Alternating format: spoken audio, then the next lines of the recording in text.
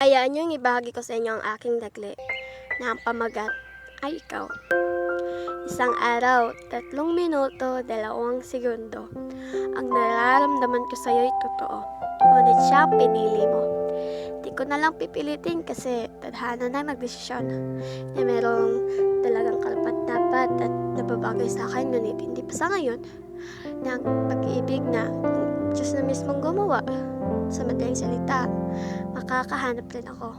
Pero paano kung ikaw lang yung gusto ko? Kahit walang kasiguraduhan kung gusto mo rin ba ako? Eskwelahan, hays, nakakapagod minsan. Kasi kailangan gawin yung mga proyekto at ng alalin na kahit mapuyat pa ito'y dapat tapusin. Ngunit nang ikaw ay makilala, parang may kakaiba. Ano bang meron sa'yo? Bakit ako'y biglang sumaya? Hindi mo nagbabagal sa aking mundo. Hindi mo kahit minsan ko lang masilayan, okay na ako. Ikaw kasi yung tipong hindi nakakasawang titigan. Kahit buong araw pa kitang pagmasdan. Nangangarap ako. Oo, nangangarap ako na sana meron tayo. Nangangarap ako na sana ako na yung pinili mo.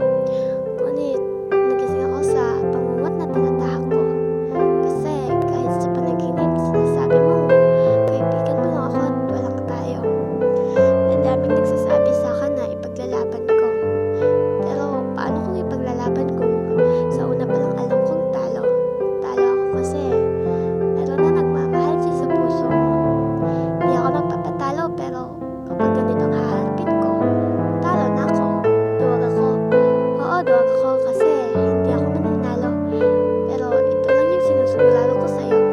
Mahal kita kahit higit pa sa buhay ko. Sana ganun din ang ibigay mong pagmamahal sa bago mo.